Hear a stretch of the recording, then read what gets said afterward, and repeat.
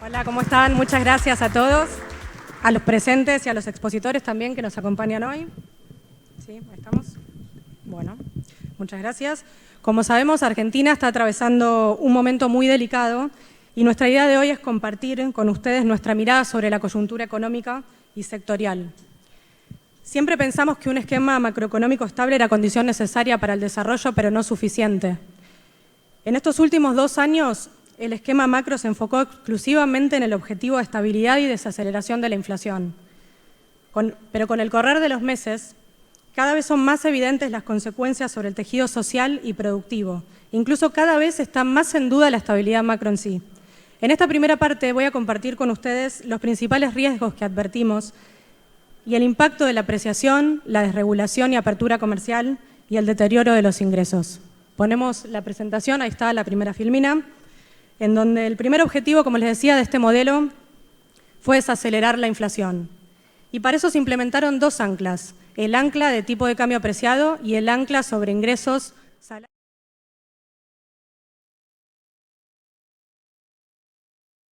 En 5 años, solamente hubo 2 momentos en los que el tipo de cambio estuvo en un nivel similar al de enero de este año. 2 momentos.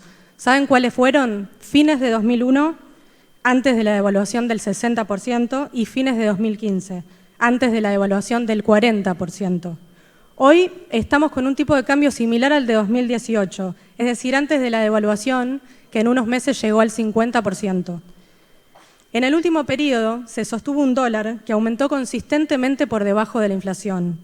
Y digo se sostuvo porque para esta estrategia se demandó destinar recursos extraordinarios. Pensemos en el blanqueo récord, en la cosecha récord, en vaca muerta, pensemos en nuevos desembolsos del Fondo Monetario. Y el dólar barato no es otra cosa que populismo cambiario.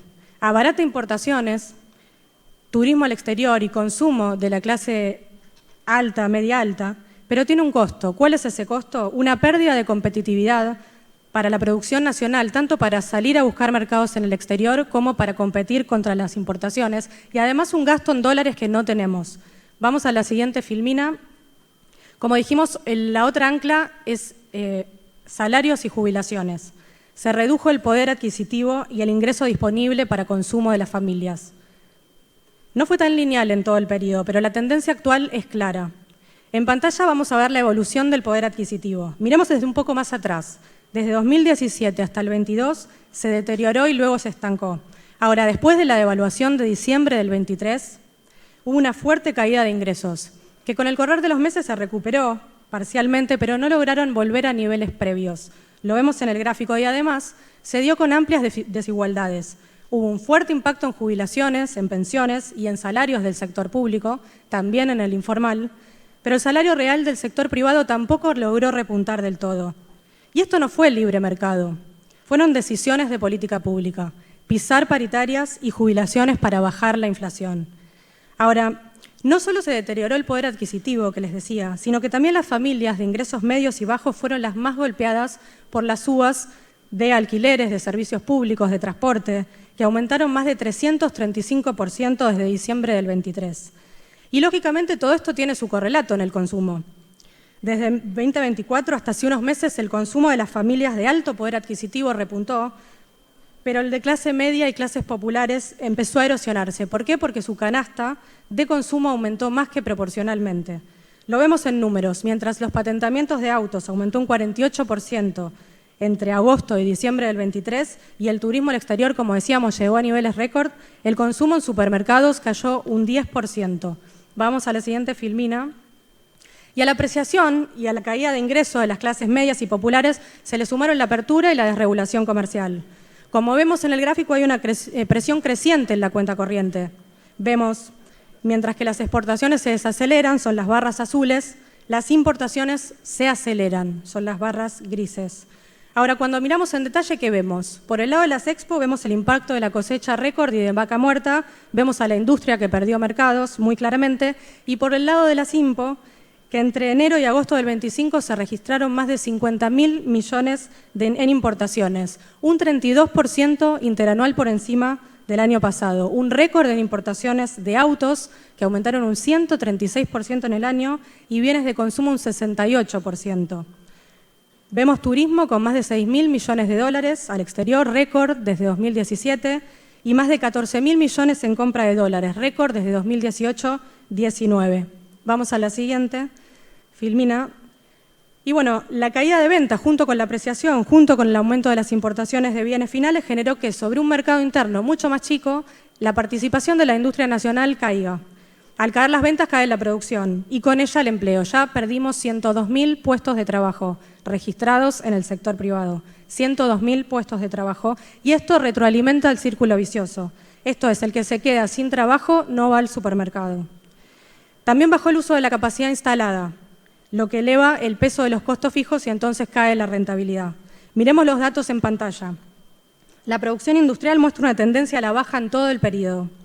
Y si vemos qué pasó con los sectores industriales, entre enero y julio, el dato está hasta julio del 25, vemos fuertes caídas en casi todos los sectores industriales en comparación con el 2023.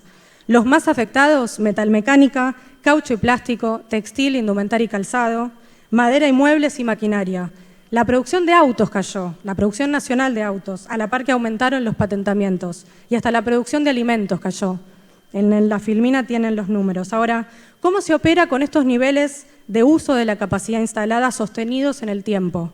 ¿Cómo se sostienen en el tiempo los negocios con rentabilidad cero o negativa? Sumemos también el aumento de los costos en dólares para producir, como electricidad, como gas, logística. Sumemos las altas tasas de interés que dificultan el financiamiento de capital de trabajo y acortan mucho más los tiempos.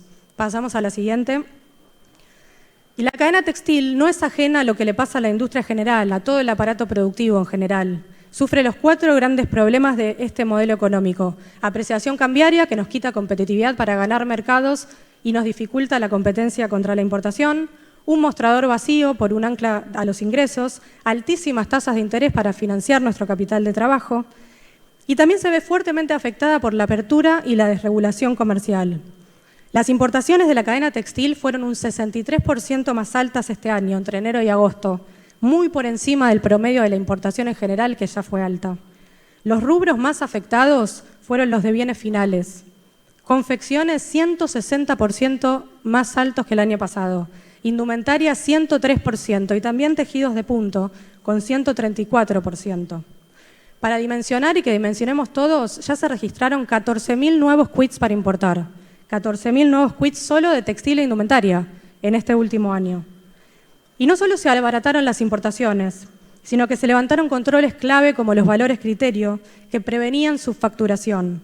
El precio promedio por kilo importado está hoy en niveles mínimos. Tejidos de punto se está importando a la mitad de precio que se importaba en 2015, a la mitad. Y confecciones y prendas a 1/3 de lo que se importaba en 2015. ¿Estamos importando productos de menor calidad o está habiendo maniobras de subfacturación? También se redujeron los impuestos para importaciones desde países fuera del Mercosur como China, como Bangladesh. Se flexibilizó el puerta a puerta, que no paga la mayoría de los impuestos que sí paga la producción nacional. Mientras el mundo desarrollado legisla para limitar al ultra fast fashion que produce con otra estructura impositiva, con escasos derechos laborales, con escasos cumplimientos de normas medioambientales, Argentina abre sus puertas. Como decimos siempre, el sector quiere competir, pero en igualdad de condiciones. Y las medidas de estos últimos 2 años no han hecho otra cosa más que mejorar las condiciones para los que no producen en Argentina. Mejorar las condiciones para los que no producen en Argentina. Vamos a la siguiente Filmina. Para tomar dimensión, nuestro mercado hasta el 2019 era mitad nacional, mitad importado. Hoy el 70% del mercado es importado, 70%. Por otra parte, siempre enfatizamos que el empleo de la cadena es importante porque genera más de 540.000 empleos, porque además es muy representativo en la gran mayoría de las provincias argentinas con un peso sobre el empleo total industrial muy importante. Pero es muy importante también no subestimar al sector en términos macroeconómicos. ¿Saben qué pasaría con la balanza comercial si no existiera la cadena textil? ¿O si tuviéramos que importar todo lo que consumimos en textiles? Según nuestras estimaciones, tendríamos una salida de dólares arriba de los 8.000 millones por año. 8.000 millones, un número que supera lo que exportaron en todo el 2024, sectores como el maíz, como la minería, incluyendo el litio, como el aceite de soja, y se acerca al valor del complejo petrolero. Y ya para cerrar esta primera parte, la desaceleración de la inflación se dio porque con el mostrador vacío no hay manera de cubrir los costos crecientes. El dólar barato y la apertura comercial achicaron el mercado y la participación de la industria nacional. La rentabilidad está muy afectada. Ya no hay inversiones, cierran empresas y crece el desempleo. Cabe preguntarnos cómo terminan estos modelos, dado que mucho de esto ya lo vimos. Cabe preguntarnos también qué estamos haciendo o qué no estamos haciendo para llegar de nuevo a estas instancias. El mundo desarrollado avanza en sentido contrario, agrega valor, puertas adentro, usa sus recursos críticos para fortalecer su industria. Hoy se abre una nueva oportunidad para insertarnos de una manera inteligente. El mundo necesita lo que tenemos, pero Argentina va a contramano. Es claro que si continuamos con estas políticas, vamos a ser un país que solo vende recursos naturales con muy poca transformación industrial. ¿Vamos a perder otra vez el tren del desarrollo y condenar a nuestro país a la pobreza y a la desigualdad? No existe país desarrollado con más de 45 millones de habitantes que no sea industrial. Argentina tiene todo para hacerlo, pero con este modelo no hay salida productiva, y lo sabemos. Argentina sale con producción y con trabajo. Gracias.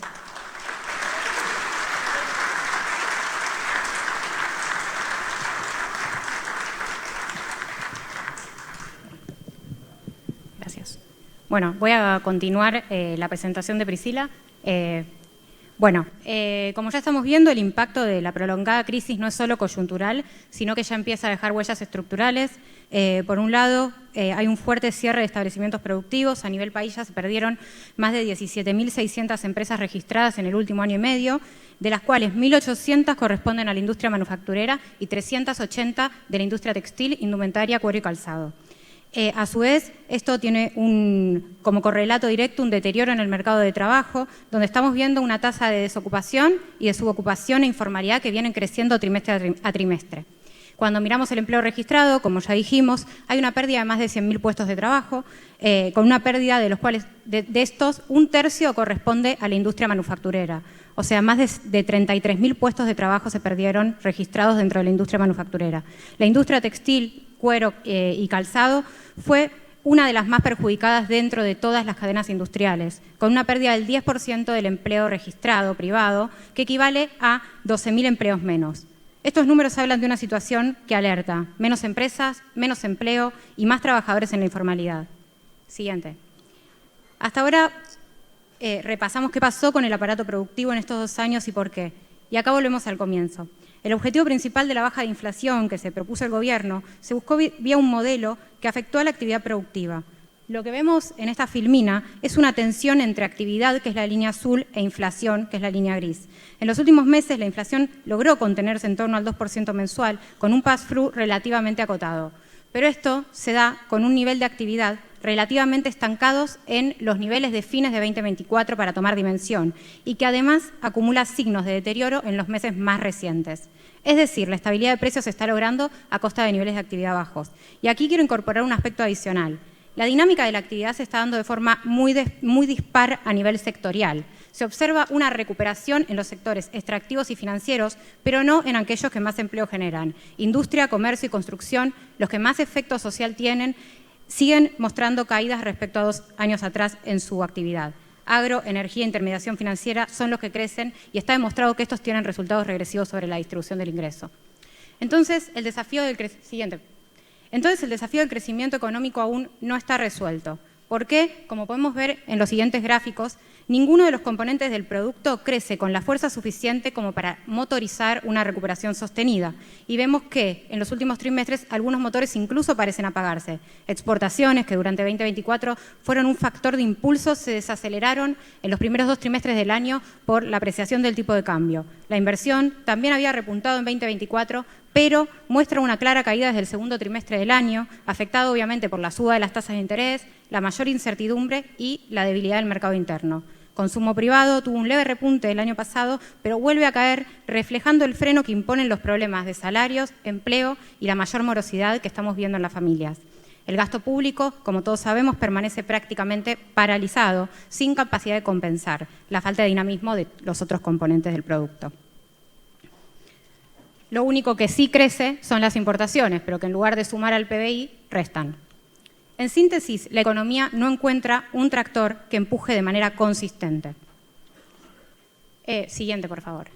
Entonces, cuando miramos hacia dónde se orienta la estrategia productiva, vemos que los sectores elegidos, el agro, la minería y la energía, son sin duda sectores muy relevantes para nuestra economía. Pero también sabemos que no alcanzan por sí solos para sostener un proceso de crecimiento equilibrado. La industria, en cambio, sí tiene estas cualidades.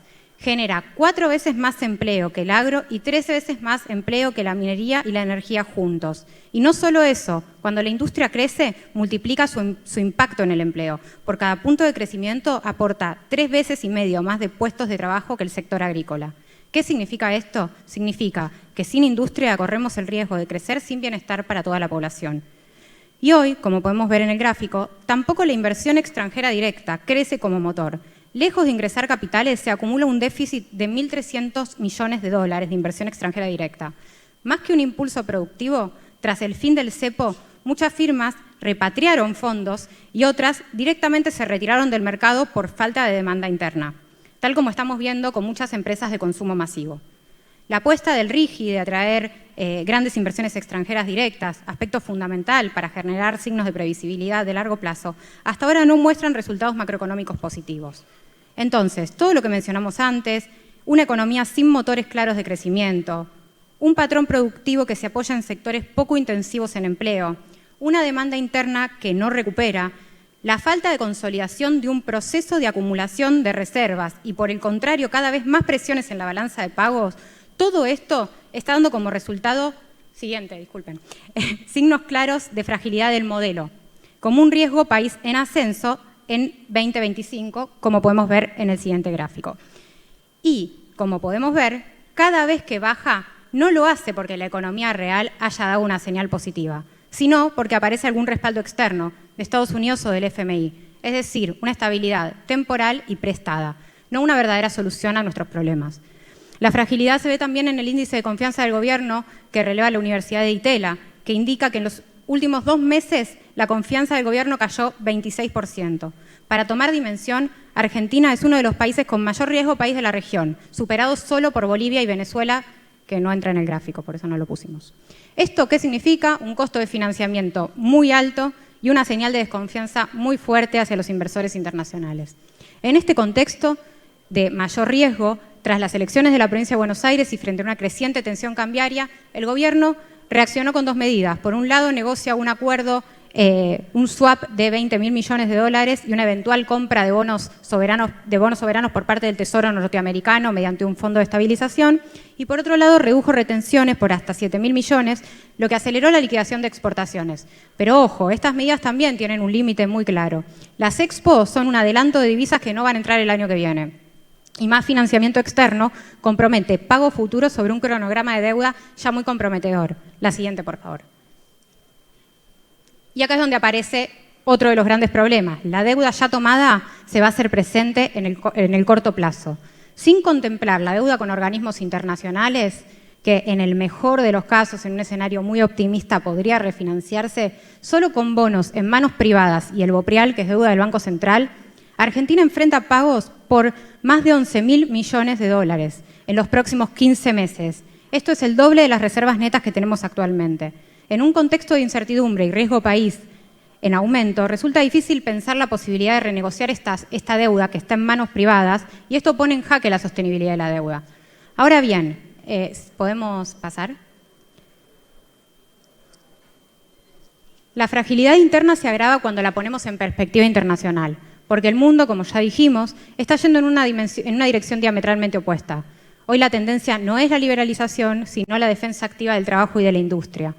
Entonces, para citar simplemente algunos casos, Estados Unidos, con la Agenda America First, implicó aumentos de aranceles, leyes de compra nacional, incentivos directos al reshoring, que se da todo en el marco de una verdadera guerra comercial con China. Europa aparecen regulaciones concretas contra el ultra fast fashion, como la ley francesa, pionera en el mundo, que no solo aplica sanciones económicas a los productos del ultra fast fashion, sino que prohíbe la publicidad de estos productos. O bien el pasaporte digital europeo, que detalla ciclo de vida de productos, promueve trazabilidad, sostenibilidad y economía circular, e impone requisitos para acceder a estos mercados. México trata de seguir la experiencia francesa y aplica aranceles y sanciones ambientales al fast fashion. Y Brasil, por su parte, lleva adelante una de las agendas industriales más ambiciosas del último tiempo a través de un plan de industrialización que busca brindar 60.000 millones de dólares de apoyo a sectores estratégicos. Todos estos países, desde los más desarrollados hasta los menos desarrollados, están cuidando su trabajo y fortaleciendo su producción. El contraste con Argentina es evidente. Acá se avanza en apertura, baja de aranceles y desregulación. En un contexto crecientemente nacionalista, la estrategia de Argentina profundiza la fragilidad de la economía y pone en riesgo la capacidad estructural que tenemos de generar empleo y desarrollo. Como resultado, siguiente por favor, vemos un modelo que así no cierra. La inflación se desacelera, sí, pero a costa de una recesión que se prolonga. El consumo no despega y el mercado de trabajo ya muestra signos claros de deterioro. No se acumulan reservas, frente externo en alerta y compromisos en dólares que duplican reservas. Esto genera consecuencias estructurales, caída del empleo, retroceso industrial y cierre de empresas. Y hoy lo que está en juego no es solo la coyuntura, sino la base de nuestro entramado social, que es clave para pensar un futuro. Entonces estamos frente a un laberinto, donde consideramos que el motor productivo aparece como única salida posible, porque ningún país crece con recetas liberales. Lo están haciendo defendiendo su trabajo, su mercado interno, su soberanía y su capacidad de producir.